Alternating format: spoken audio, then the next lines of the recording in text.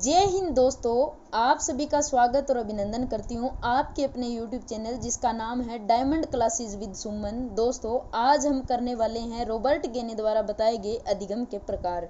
यहाँ से एग्जाम में हर बार एक क्वेश्चन कंफर्म पूछा जाता है, चाहे आप लेवल फर्स्ट दे रहे हो, चाहे लेवल सेकंड की बात करें या लेवल थर्ड।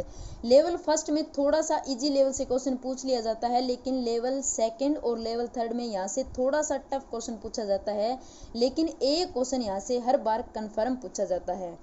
सबसे पहले हम बात कर लेते हैं कि अमेरिकी शिक्षा मनोवैज्ञानिक रॉबर्ट एम गेने शैक्षिक उद्देश्यों को स्पष्ट शब्दावली में परिभाषित करने पर बल देता है, यानी कि शैक्षिक उद्देश्यों को उन्होंने स्पष्ट भाषा में परिभाषित करने पर बल दिया है।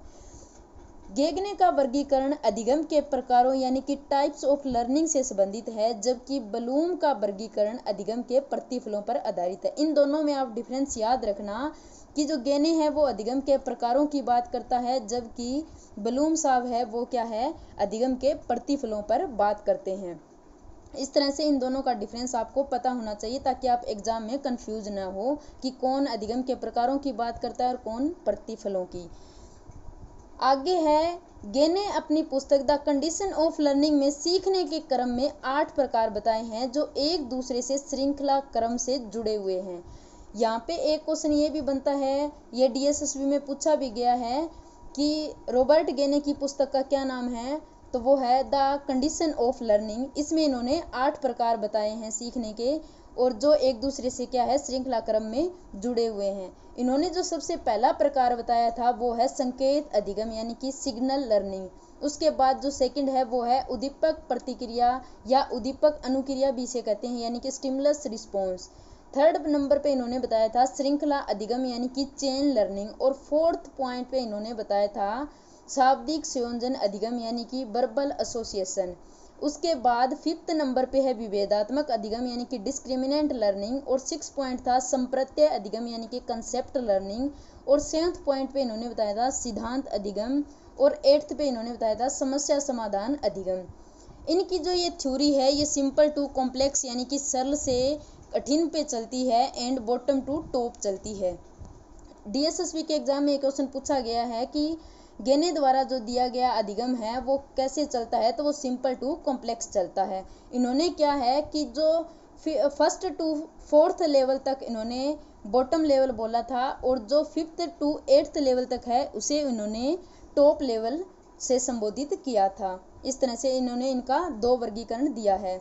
सबसे पहले हम बात कर लेते हैं सिग्नल लर्निंग की, यानी कि संकेत अधिगम। यह अधिगम की सरलतम अवस्था है, यानी कि लोवेस्ट लेवल है, यानी निम्नतम स्तर है। ये भी क्वेश्चन एग्जाम में पूछा गया है कि गेने द्वारा दिया गया जो अधिगम का प्रकार है उसमें सबसे लोवेस्ट लेवल कौन सा है, यानी कि निम्नतम स्तर कौन सा है, तो वो है सिग्नल लर्निंग। और यदि बात की जाए टॉप लेवल की तो वो उसका है समस्या समाधान अधिगम यानी कि प्रॉब्लम सॉल्विंग लर्निंग आ जाएगा। यह मुख्यतः शास्त्रीय अनुबंध से संबंधित है जो व्यवहारवादी मनोवैज्ञानिक पेवलोव के द्वारा प्रस्तुत की गई, यानी कि जो सिग्नल लर्निंग दी गई है वो बेस्ड है पेवलोव के क्लासिकल कंडीशन थ्योरी पर। एक एग्जाम्पल के द्वारा हम इसे समझ सकते हैं, जैसे कि रेड लाइट पर रुक जाना। जैसे ही हमें रेड लाइट का सिग्नल मिलता है तो हमें पता चल जाता है कि हमें रुकना है, तो रेड लाइट पर रुक जाना क्या है, संकेत अधिगम यानी कि सिग्नल लर्निंग ही है। उससे नेक्स्ट जो सेकंड पॉइंट इन्होंने बताया था, यानी कि सेकंड प्रकार जो बताया था वो था स्टिमुलस रिस्पॉन्स लर्निंग, यानी कि उद्दीपक प्रतिक्रिया अधिगम या उद्दीपक अनुक्रिया अधिगम भी इसे कहते हैं। ये जो बेस्ड है ये है स्किनर के क्रिया प्रसूत व थॉर्नडाइक के संबंधवाद पर बेस्ड है, यानी कि स्किनर की जो ऑपरेंट क्रिया यानी कि क्रिया प्रसूत थ्योरी थी, और जो थॉर्नडाइक की कनेक्टिविज्म यानी संबंधवाद थ्योरी थी उस पर बेस्ड है। इसे हम क्या है एक एग्जांपल से समझते हैं, जैसे कि स्टिमुलस और रिस्पॉन्स की बात हो रही थी इसमें। तो जैसे आज आपका एग्जाम है और आपको टीचर ने क्वेश्चन पेपर दिया, तो क्वेश्चन पेपर देना यानी कि स्टिमुलस हो गया, और क्वेश्चन पेपर मिलते ही आप उसका जल्दी जल्दी क्या है सॉल्यूशन करने लग जाते हो, यानी कि समाधान करने लग जाते हो। तो सॉल्यूशन करना क्या हो गया, रिस्पॉन्स करना, यानी कि जैसे ही आपको स्टिमुलस मिला तो आपने रिस्पॉन्स करना शुरू कर दिया। तो इस तरह से क्या है जो उद्दीपक अनुक्रिया अधिगम है यानी कि स्टिमुलस रिस्पॉन्स लर्निंग है वो इस तरह से होती है। उससे नेक्स्ट इन्होंने क्या है थर्ड पॉइंट बताया था चेन लर्निंग यानी कि श्रृंखला अधिगम। Connecting previous knowledge with new knowledge, यानी कि पूर्व ज्ञान को नए ज्ञान से जोड़ना। व्यक्ति श्रृंखला अधिगम में दो या दो से अधिक उत्तेजक अनुक्रिया के संबंधों से सीखता है। वह एक क्रमबद्ध तरीके से विचार पिरोना सीख लेता है, यानी कि एक व्यक्ति है वो श्रृंखला के द्वारा क्या है सीखता जाता है। एक चीज सीख लेने के बाद वो क्या है दूसरी चीज सीखता है। इस तरह से वह रिलेट करके क्रमबद्ध तरीके से क्या है अपने विचारों को सीखता जाता है और लर्निंग करता जाता है। गेने ने श्रृंखला अधिगम के दो प्रकार बताए थे। इन्होंने पहला बताया था शाब्दिक श्रृंखला अधिगम यानी कि वर्बल चेन लर्निंग, और दूसरा बताया था अशाब्दिक श्रृंखला अधिगम यानी कि नॉन वर्बल चेन लर्निंग। शाब्दिक श्रृंखला अधिगम में तो क्या है वो अपने विचारों को शब्दों के द्वारा रिलेट करके बताता है, लेकिन अशाब्दिक श्रृंखला अधिगम में वो क्या करता है कि जो अन्य दृश्य साधन होते हैं उनका प्रयोग करके बच्चों को सिखाता है।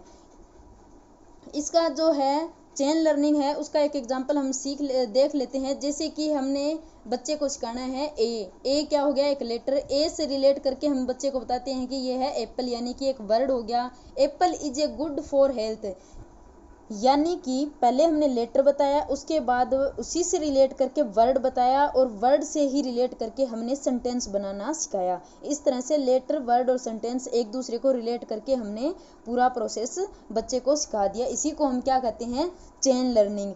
उसके बाद इन्होंने फोर्थ प्रकार बताया था वर्बल एसोसिएशन लर्निंग, यानी कि शाब्दिक संयोजन अधिगम। इन्होंने क्या कहा है कि सरल श्रृंखलाबद्ध सीखने के पश्चात ज्ञान को शाब्दिक रूप में प्रदान कर किसी भी वस्तु से संबंध स्थापित करने का कार्य शाब्दिक संयोजन अधिगम के अंतर्गत आता है।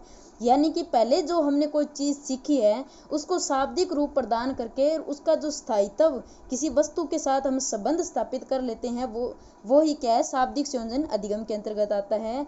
इससे क्या है सीखी हुई वस्तु को स्थायित्व मिलता है।